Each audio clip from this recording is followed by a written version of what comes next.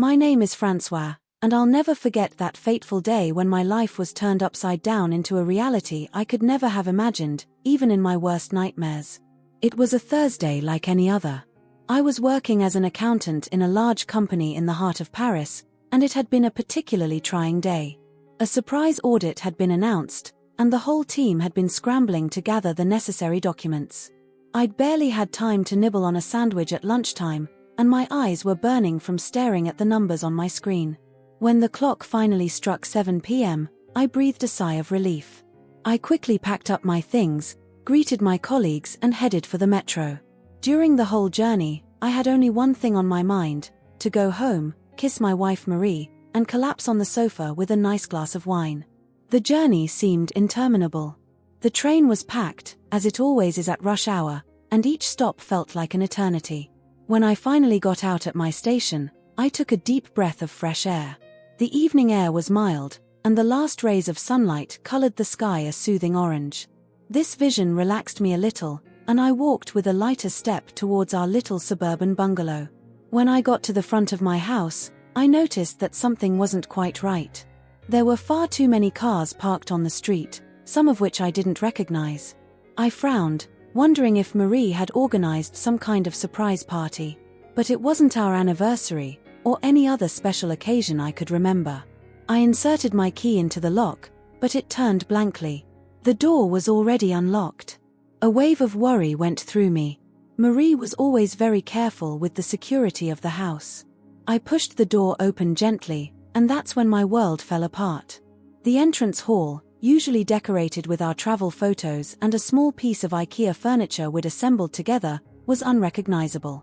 In place of our coat rack stood an enormous solid wood wardrobe I'd never seen before. The walls, once a soothing off-white, were now covered in garish floral wallpaper. "Marie," I called, my trembling voice betraying my growing concern. Instead of my wife's gentle voice, I heard a hubbub coming from the living room. Voices I knew, but shouldn't have been there. I moved forward like an automaton, my brain refusing to process what my eyes were seeing. The living room was unrecognizable. Our comfortable gray sofa was gone, replaced by a huge brown leather one. The glass coffee table we'd chosen together for our first wedding anniversary had given way to a rustic wooden table. And there, seated around this table, was my wife's entire family. My mother-in-law, Jean, was enthroned in the center, sipping what appeared to be MY wine from one of MY glasses. My father-in-law, Pierre, was slumped in an armchair I'd never seen before, watching our television, as if nothing had happened. Marie's two brothers, Louis and Antoine, were unpacking boxes, pulling out trinkets and picture frames I didn't recognize. And Marie. My Marie was sitting in a corner, looking uncomfortable, avoiding my gaze. "What's going on here?" I asked, my voice barely audible as my throat was so tight with incomprehension and fear. My mother-in-law turned to me, a condescending smile on her lips. "Ah, Francois. Here you are at last. We were beginning to wonder when you'd come home." I blinked a few times, convinced I was having a waking nightmare. But no, the scene was real. The familiar smell of our home had been replaced by a mixture of cheap perfumes and food I knew all too well, my in-laws' favorite dishes. I don't understand," I stammered, desperately seeking a logical explanation for this surreal situation. "It's simple though, mon cher," Jean continued, her sweet tone making me nauseous. "We've decided it's time for us to come and live here. This house is far too big for the two of you, and frankly, you don't know how to make the most of it." I looked around, searching for our things, our memories. Everything was gone. Our travel photos, the books we collected, the little cactus Marie had given me for my desk. Everything had been replaced by my in-laws' possessions. "Where's our stuff?" I asked, my voice rising an octave in panic. Louis, Marie's youngest brother, shrugged. "We put everything in the garage. You can sort through it later if you want to keep stuff." I felt anger welling up inside me, mixed with a deep sense of betrayal. How could Marie have let this happen? How could she have allowed her family to invade our space, our sanctuary? I turned to her, looking for an explanation, a sign that she was as shocked as I was. But she continued to avoid my gaze, wringing her hands in her lap. "Marie," I called softly, hoping she'd stand up, tell them to leave, explain to me that this was all a huge, tasteless joke. But she remained silent, her eyes riveted to the ground. I felt the ground give way beneath my feet. Our home, our life together, everything we had built up together seemed to have evaporated in the space of a day. I frantically searched for a rational explanation, but my mind was spinning. "This is a joke, right?" I finally asked, a nervous laugh escaping my lips. "Is this for a TV show? Where are the cameras?" But nobody laughed. No one smiled. They all looked at me as if I were crazy, as if I were the intruder in this house. "Francois, mon chéri," Jean said, rising to approach me. She put her hand on my shoulder, a gesture that was meant to be comforting but made me want to back away. "This isn't a joke. It's for the good of everyone. Marie needs her family around her, and frankly, you two didn't really know how to run a house." I shook my head, unable to believe what I was hearing. How dare they? How could they think they had the right to do this? "You can't. It's our house," I whispered, my voice breaking on the last word. "It was your house," Pierre corrected, speaking for the first time since my arrival. "Now it's all our house." I felt my legs weaken. I leaned against the wall, trying to catch my breath. The room seemed to spin around me, and I felt like I was going to be sick. I need some air," I stammered before rushing out the front door. Once outside, I took deep breaths, trying to calm the frantic beating of my heart. I looked at our house, or at least, at what had been our house until that day. The curtains on the windows had already been changed. Our beautiful wisteria, which we had planted the year we moved in, had been pulled out, replaced by hydrangeas, my mother-in-law's favorite flowers. I sat on the sidewalk, my head in my hands, desperately trying to understand how my life could have changed so radically in the space of a few hours. How was I going to deal with this situation? How would I get my house, my life back? As these questions swirled around in my head, I heard the door open behind me. Light footsteps approached, and I knew without needing to turn around that it was Marie. "Francois," she began, her voice barely louder than a whisper. I didn't move, unable to look at her for the moment. Silence stretched between us, heavy with unspoken words and betrayal. Finally, unable to bear the silence any longer, I stood up and turned to her. Her face was pale, her eyes reddened as if she'd been crying. "Why?" I asked simply, all the pain and incomprehension I felt concentrated in that one word. She opened her mouth to answer, but no sound came out. And it was then that I realized that our life would never be the same again. The silence that had settled between Marie and me was abruptly interrupted by the sound of the front door opening again. My mother-in-law, Jean, appeared on the threshold, her face showing a mixture of condescension and irritation. "Well, Francois, have you finished sulking? We've got things to discuss," she said in a tone that left no room for argument. I felt anger welling up inside me, but I suppressed it, knowing that I had to keep calm to understand what was really going on. I took one last look at Marie, who seemed intent on disappearing, before following Jean into the house. The living room, which I had left a few minutes earlier, seemed even stranger now. Pierre, Louis, and Antoine had made themselves comfortable, as if they'd been at home forever. The absurdity of the situation hit me hard, and I had to make a conscious effort not to burst into laughter or rage. Jean sat down in the central armchair, the one I usually occupied to watch TV after a long day's work. She beckoned me to sit down on the sofa opposite her. I complied, feeling like a stranger in my own home. "Francois," she began, her sweet voice giving me goosebumps, "we know this situation may seem unusual for you. But it's for the good of us all, believe me." I clenched my fists, feeling my nails dig into my palms. "Everyone's good. How can invading our home be for anyone's good?" Pierre intervened, his deep voice echoing through the room. "Come now, my boy, don't be so dramatic. We're not invaders, we're family. A family that decides to move into other people's homes without warning," retorted I, unable to contain my sarcasm. Jean waved her hand as if to brush aside my objections. "Francois, let's be frank. Marie told us about your difficulties.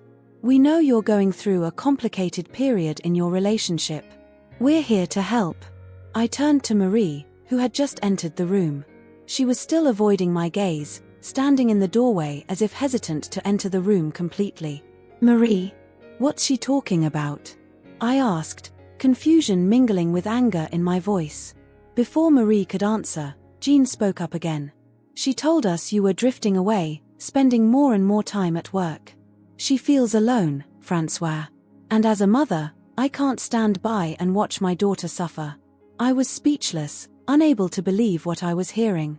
Admittedly, the last few months had been busy at work, with this major project that had forced me to work overtime.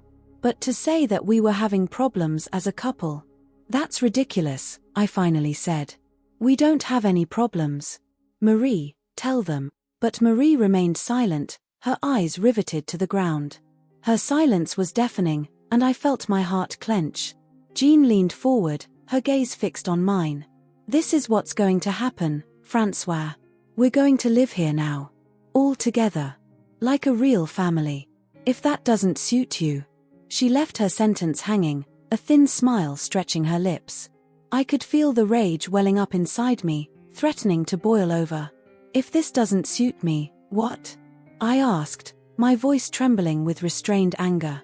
It was then that Jean uttered the words that would change the course of my life. "Vamos mora arqui agora.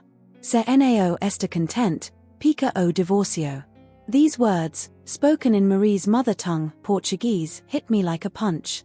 I wasn't fluent in Portuguese, but I understood enough to grasp the meaning of the phrase, "We're going to live here now.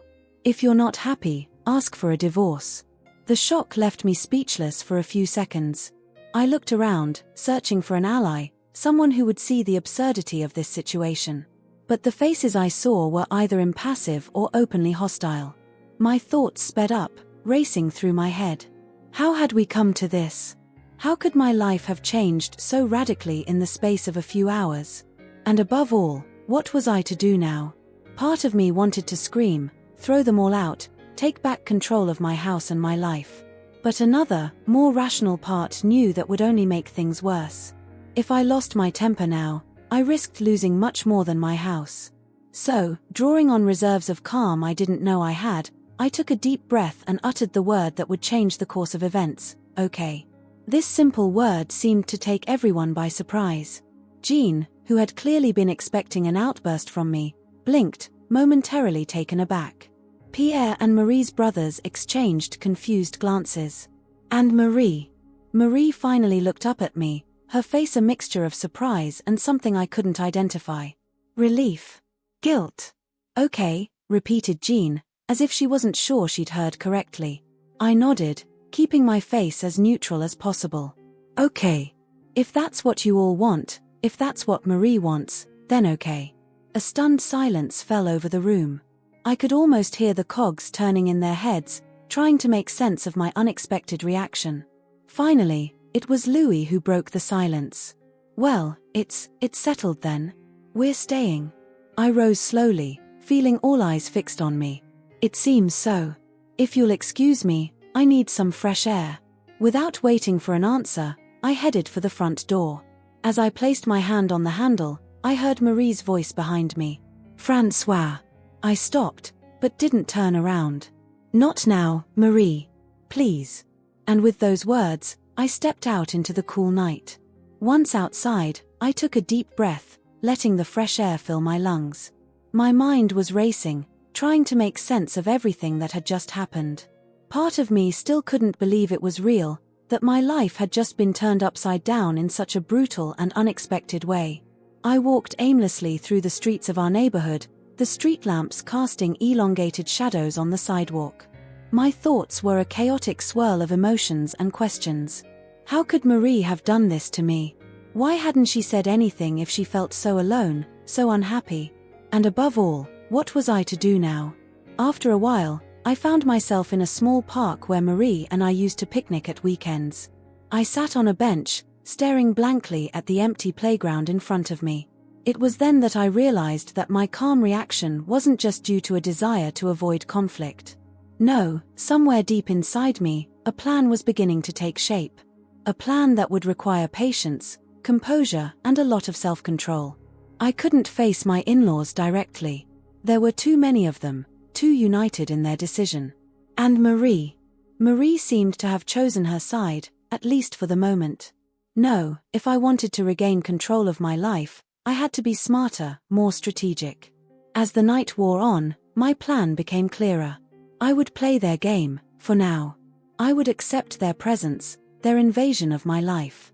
But behind the scenes, I'd start gathering evidence, documenting every violation of my rights, every abuse. And when the time came, I'd strike. This thought brought me a strange calm. For the first time since I'd crossed the threshold of my house that evening, I felt I had some semblance of control over the situation. With a sigh, I rose from the bench. It was time to go home and start putting my plan into action. As I walked towards what had once been my home, I felt a new determination come over me. They may have thought they'd won, but the game was just beginning. The days that followed my return home were an emotional balancing act. Every morning, I would wake up with the fleeting hope that it had all been a bad dream, only to be rudely brought back to reality by the sound of conversation in the kitchen and the smell of my mother-in-law's coffee, far too strong for my liking. My morning routine, once a moment of calm and preparation for the day, had become an obstacle course. I had to wait my turn to use the bathroom, now cluttered with beauty products I didn't recognize. Breakfast, once a moment of intimacy with Marie, had turned into a noisy family gathering where I felt like a stranger. "Francois, my darling, you should eat more," Jean would invariably say to me every morning, pushing a plate of croissants towards me. "You look tired." I simply nodded and nibbled politely, discreetly observing the dynamics at play around the table. Pierre was reading his newspaper, occasionally commenting on the news. Louis and Antoine bickered like teenagers, even though they were both in their late 30s. And Marie. Marie seemed to oscillate between relief at being surrounded by her family and obvious guilt every time our eyes met. At work, I did my best to concentrate on my tasks, but my mind kept returning to the situation at home. My colleagues had noticed my preoccupied expression, but I had invented a story about a stressful project to avoid awkward questions. It was during those long days at the office that I began to put my plan into action. During my lunch break, I went to a stationery shop to buy a notebook. This little black notebook would become my most precious ally in the weeks to come. Every evening, once everyone had gone to bed, I would lock myself in the study, the only part of the house that hadn't been completely invaded, and methodically record the day's events. I noted every misplaced remark, every decision made without consulting me, every personal object moved or missing. Thursday, 8:30 p.m., Jean threw away my collection of car magazines, claiming they took up too much space. These magazines were stored in my office. Saturday, 2:15 p.m., Pierre decided to repaint the living room without talking to me. The color chosen, olive green, in no way matches the existing decor. Monday, 7:45 a.m., discovered that my running shoes had been moved to the garage, making my morning session impossible. Alongside this diary, I began to take discreet photos of the house. Every change, every new layout was carefully documented. I used my cell phone for this, taking care to save the images on a secure cloud to which only I had access. One evening, just as I thought I was alone in the office, I heard a soft knock on the door. My heart leapt in my chest and I quickly closed my notebook before saying, "Come in." It was Marie. She stood in the doorway, looking hesitant and uneasy. "Francois, can I talk to you for a moment?" I nodded, trying to keep a neutral face despite the storm of emotions raging inside me. Marie entered and gently closed the door behind her. "I know this situation is difficult for you," she began, avoiding my gaze. "I just wanted to make sure you were okay." I looked at her for a moment, weighing my words carefully. "I'm adjusting," I finally replied. "It's just different." Marie nodded, wringing her hands. "I know it sounds extreme, but my mother really meant well. She was worried about me, about us." I felt anger welling up inside me, but I suppressed it. This was no time to lose my temper. "What about you, Marie? What do you think?" She seemed surprised by my question, as if she hadn't expected me to ask her opinion. I don't know, Francois. It's complicated. I love my family, and it's nice to have them around, but I know it's not fair to you." I nodded, keeping my face as impassive as possible. "I understand," I said, although it wasn't really the case. Marie approached me, hesitant. "Francois, I'm sorry. I didn't mean for things to happen like this." I looked at her, searching her eyes for the woman I'd married, the one who would have defended our life together against any intrusion. But all I saw was confusion and guilt. "Me neither, Marie," I replied softly. "Me neither." She stood there for a moment, as if she wanted to say something else, but finally she just nodded and left the room, leaving me alone with my thoughts and my notebook. Days turned into weeks, and I continued my meticulous documentation work. I learned to navigate this new family dynamic, to smile politely at Jean's remarks, and to endure Pierre's snoring through the thin walls of our house. One Sunday morning, as I was having my coffee in the garden, my only moment of peace during the day, Louis came and sat down next to me. "You know, Francois," he began, looking embarrassed, "I think Maman has gone a bit far this time." I looked at him, surprised by this unexpected admission. "You think so?" I replied, trying not to let my sarcasm show. Louis sighed. "I know it sounds crazy, but she really thinks she's acting for Marie's good. She's always been excessive in the way she protects her children." I nodded, encouraging Louis to continue. It was the first time a family member seemed to question the situation. "I'm not saying it's justified," he continued, "but maybe if you talked to Mom, if you explained how you felt." I considered his words for a moment. Part of me wanted to seize this opportunity, to use Louis as an ally to reason with his mother. But another, more cautious part reminded me of my plan. "Maybe," I finally replied. "I'll think about it." Louis seemed relieved by my answer. He patted me awkwardly on the shoulder before returning inside, leaving me alone again with my thoughts. This conversation with Louis made me realize that I had to be even more careful. If the family began to doubt, to question their actions, it could jeopardize my plan. I had to keep playing the game, pretending to accept the situation while gathering my evidence. Over the following weeks, I redoubled my documentation efforts. I discreetly recorded conversations, capturing Jean's inappropriate remarks, Pierre's arbitrary decisions, the arguments between the brothers that disturbed the peace of the house. One evening, as I tucked my notebook away in a locked desk drawer, I realized that I had accumulated an impressive amount of evidence. Pages and pages of detailed notes, hundreds of photos, dozens of audio recordings. The whole story of the invasion was there, carefully documented. I sat for a moment, contemplating all this work. Part of me felt guilty for acting in the shadows, secretly documenting every action of my in-laws and my own wife.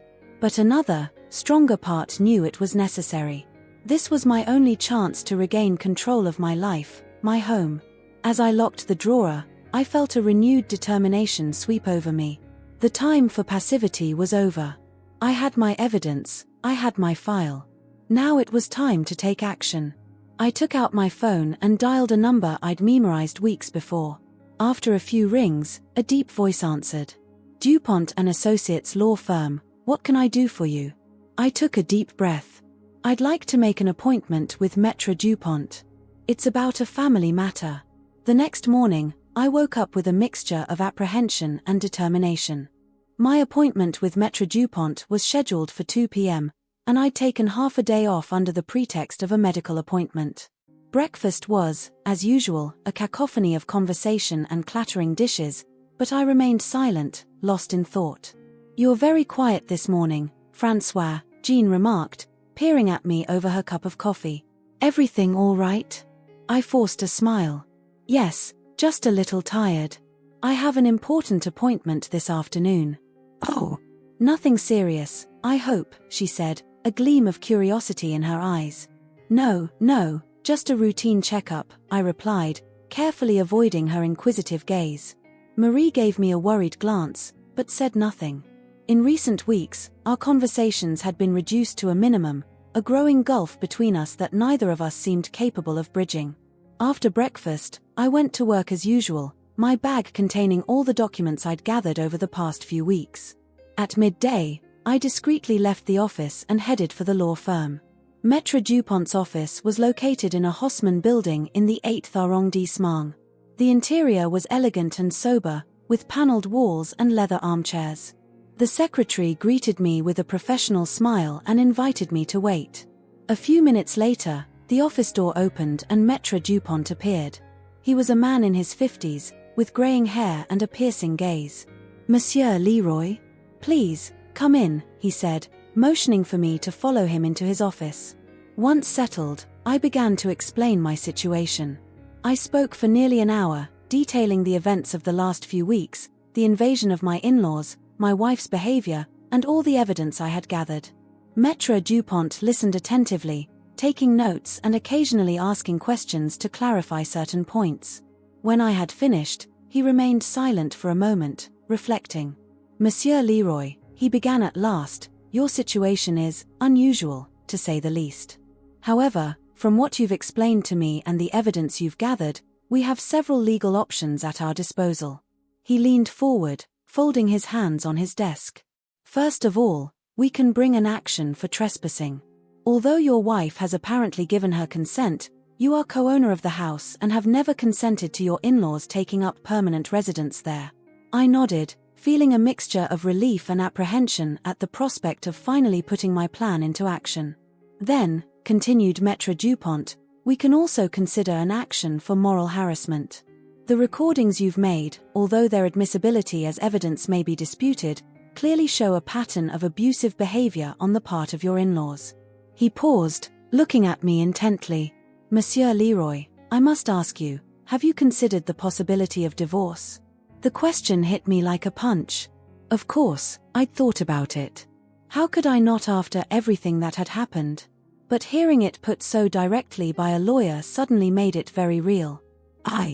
I don't know," I admitted. "I want to try to resolve this situation first, to get my house and my life back. Divorce would be a last resort." Maître Dupont nodded, understanding. "I understand. In that case, here's what I propose.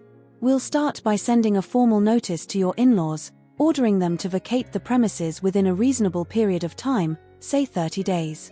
If they don't comply, we'll take legal action for trespassing and harassment." He stood up and walked over to a cabinet, from which he pulled out several documents. "I'll prepare the necessary papers. In the meantime, I advise you to continue documenting everything that happens at home. And above all, stay calm and don't let anything about what we're doing show." I left Maître Dupont's office with a mixture of relief and anxiety. Things were in motion now, there was no turning back. The days that followed were a test of patience and self-control. Every morning, I woke up knowing that soon, very soon, everything would change. But I had to keep on playing the game, smiling politely at Jean's remarks, enduring the loud conversations at dinner. A week after my visit to the lawyers, as we were all gathered for dinner, the doorbell rang. Pierre got up to open the door, and returned a few moments later, looking confused, holding an envelope. "It's for you, François," he said, handing me the envelope. "A courier just delivered it." I felt all eyes turn to me as I picked up the envelope. My heart was racing, knowing full well what was inside. "What is it, darling?" asked Marie, looking worried. I took a deep breath and opened the envelope. As I'd expected, it was the formal notice prepared by Maître Dupont. I skimmed it quickly, even though I already knew what it said. "François?" Jean's voice was tinged with impatience and a hint of concern. I lifted my eyes from the document and looked at each family member in turn. Their expressions varied from curiosity to concern, but none of them seemed to suspect what was coming. "It's a formal notice," I said finally, my voice surprisingly calm. "It orders you, all of you, to leave this house within 30 days. A dead silence fell over the table. I saw Marie's eyes widen in shock, while Jean's face went from surprise to anger. "How dare you," she exclaimed, standing up abruptly. "After all we've done for you, for Marie." I remained calm, remembering Maître Dupont's advice. "What you've done, Jean, is invade our home without our consent. You've disrupted our lives, ignored my wishes and my rights as the owner of this house." Pierre intervened, his voice rumbling with anger. "You can't just kick us out. We're family." "Family doesn't impose itself that way," I replied firmly. "The family respects everyone's limits and wishes." Marie, who had remained silent until then, finally spoke up. Francois, I don't understand. Why are you doing this? I turned to her, feeling a wave of sadness wash over me. Marie, our home has been invaded. Our life was turned upside down without my consent. I tried to adapt, I really did. But it's no longer possible. This situation must end. Louis and Antoine exchanged uncomfortable glances, seeming for once at a loss for words. Jean, however, wasn't finished. You won't get away with this, Francois. We have rights too. Actually, no, I replied calmly. You have no legal right to this property. If you refuse to leave within 30 days, I will be forced to take legal action. The chaos that ensued was deafening. Jean shouted, Pierre stormed, Louis and Antoine argued amongst themselves. In the midst of it all, Marie remained silent, looking at me with a mixture of shock and betrayal. I rose calmly, placing the formal notice on the table. I'll leave you to read the document. It explains everything in detail. I'll be in the study if anyone wishes to speak to me calmly. With those words, I left the dining room, leaving behind the chaos I'd just unleashed. Closing the office door behind me, I took a deep breath. The first act had been played. Now all I had to do was wait and see how things unfolded. The days following the delivery of the formal notice were filled with palpable tension. The house, once noisy and bustling, had become strangely silent. Jean and Pierre spent most of their time locked in their room, talking in hushed tones. Louis and Antoine seemed lost, wandering around the house like lost souls. And Marie. Marie avoided me, her eyes filled with a mixture of confusion and pain every time our paths crossed. Despite the tension, I felt a strange sense of relief. At last, I had regained control of the situation. The weight of secrecy I'd been carrying for weeks had lightened, replaced by the anticipation of what was to come. A week after I'd received the formal notice, I came home from work to find Marie sitting alone in the living room. She looked up as I entered, and for the first time in a long time, she didn't look away. Francois, she said softly, can we talk? I nodded and sat down opposite her, waiting for her to continue. I don't understand, she began, her voice trembling. Why did you do this? Why didn't you say something before it came to this? I looked at her for a moment, weighing my words. Marie, I tried to talk. I tried to make you understand how unbearable this situation was for me. But you wouldn't listen. Nobody was listening to me. She lowered her eyes, a tear running down her cheek. I didn't want things to go this way. I thought it would bring us closer, having my family near us. Bring us closer? I repeated, incredulous. Marie, your family has invaded our space, our privacy. They made decisions about our lives without consulting me. How could this have brought us closer together? Marie remained silent for a moment, seeming to ponder my words. I'm sorry, she said finally. I didn't realize how much it affected you. I felt a wave of relief wash over me. It was the first time since the beginning of this ordeal that Marie seemed to really understand my point of view. What's going to happen now? She asked, her voice barely louder than a whisper. I sighed. Your family still has 3 weeks to leave the house. If they don't, we'll have to go to court. Marie nodded slowly. What about us? What about our marriage, Francois? It was a question I'd asked myself many times in recent weeks. Could our marriage survive this ordeal? Was the gulf that had grown between us too great to bridge? I don't know, Marie, I answered honestly. A lot will depend on what happens in the next few weeks. On your reaction, your family's reaction, and on our ability to rebuild the trust that has been broken. Our eyes met, and for the first time in a long time, I saw a glimmer of hope in his eyes. Maybe, just maybe, all was not lost. The following days saw a subtle change in the atmosphere of the house. Jean and Pierre began to pack their belongings, albeit reluctantly. Louis and Antoine spent more and more time looking for apartments online. The family's departure seemed at last to be becoming a reality. However, it was only 2 days before the deadline that Jean came to find me in the office. Her face was a mask of forced dignity, but I could see the defeat in her eyes. Francois, she began, her voice devoid of its usual authority, we've found a place to go. We'll be out of here by tomorrow. I nodded, relieved that things were resolved without having to resort to the courts. Thank you, Jean. I appreciate your respecting the request. She looked at me for a long moment, as if she were really seeing me for the first time. You know, Francois, I really thought I was acting for Marie's good. I didn't realize. I didn't want to see the harm I was causing. These words, coming from Jean, took me by surprise. It was perhaps the closest thing to an apology I could have hoped for from her. I hope you understand now that Marie and I have to live our own lives, I said softly. Your presence is important to her, but not at the expense of our relationship. Jean nodded slowly. I understand. That doesn't mean I entirely approve of your way of doing things, but I understand.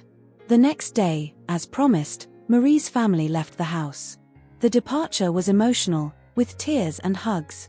Marie cried in her mother's arms, but when the last car disappeared around the corner, she turned to me with a small, trembling smile. It's over, she murmured. Yes, I replied, feeling a mixture of relief and apprehension. It's over.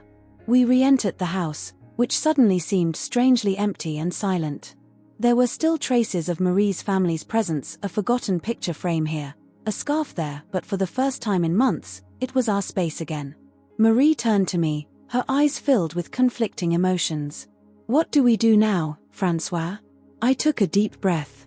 This was the moment of truth, the moment to decide our future. Now, Marie, we have to talk.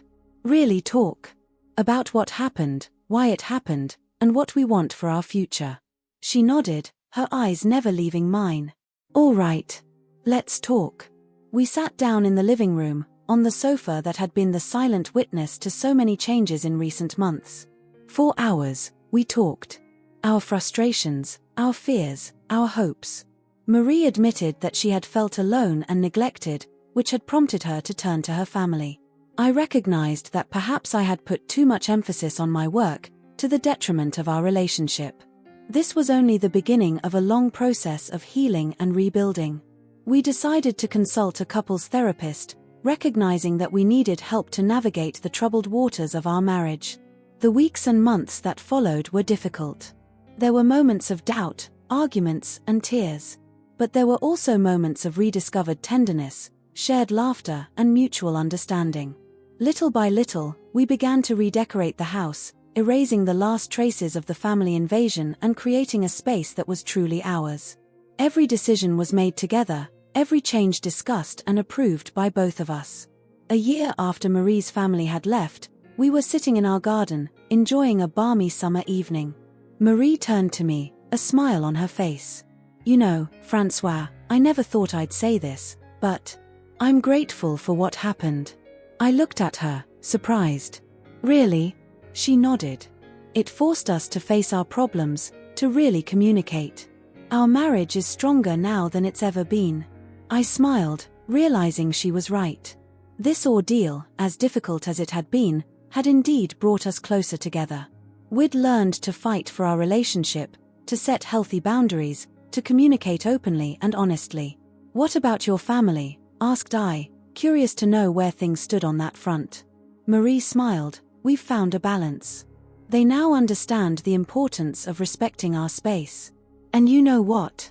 I think they respect you a lot more now. Even my mother admits you've shown strength of character. I laughed softly, imagining Jean making such a confession. Well, who'd have thought? As the sun set, coloring the sky in shades of orange and pink, I realized just how far we'd come. This trial, which had threatened to destroy our marriage, had finally been the catalyst we needed to strengthen it. I took Marie's hand in mine, feeling a wave of love and gratitude wash over me. We had survived the storm and emerged stronger. Whatever the future held, I knew we could face it together.